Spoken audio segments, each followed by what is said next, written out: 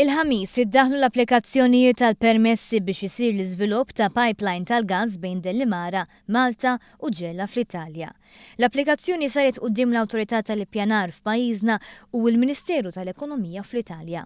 Ta' dawn id-dettalji l-Ministru għall-Enerġija ġew Mizzi li spjega kif fit-tmiem dan il-proċess ikun jista' jitlaq il-bastiment tal-LNG li bħalissa hemm sorġut f'Dellimara biex jipprovdi il-gas lill-impjant il-ġdid.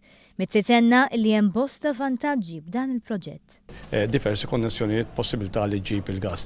Ovvjament meta inti għandek il-gas, apparti li inti ambjentalment huwa pożittiv, allora se tuża l-gas hemm inqas niġġis, però ovvjament meta jkun hemm ross fil-gas għax imbagħad jibda ikun hemm li tevita ħafna expenses oħra, wieħed jekk il-prezz tal-gas jibda jonħos ukoll inti tgawdi wkoll minnu. Daniel Azzopardi, kap eżekuttiv tal-Aġenzija l-Enerġija u Ilma, spjega kif ix-xogħol fuq il-pipeline inbeda f'Settembru tal-2013 u minn barra li saru l-applikazzjonijiet bħalissa tisiru tħejjiet biex titwaqqaf kumpanija li tamministra l-proġett li l-infrastruttura tiegħu għandha sservi 40 sena. Parallel ma' dakollu qegħdin naħdmu biex nwaqfu kumpanija tal-Gvern li ħatkun xogħla ħatkun għal-lista tassista l-Aġenzija tal-Enerġija u l-Ilma biex timplementa l-proġett u eventualment tkun f'pożizzjoni li topera l-infrastruttura meta tkun kummissjonata. Azzopardi fiem li sas-sena 2019 mistennija jkunu lesti l-istudji kollha marbuta ma' dan il-proġett.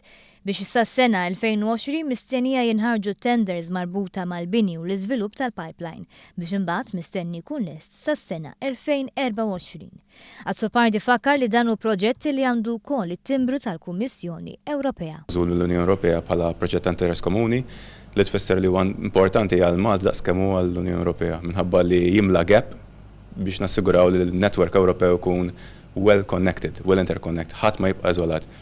U s-suq intern tal-enerġija Ewropew kun jista' jaħdem b'mod ġenwin.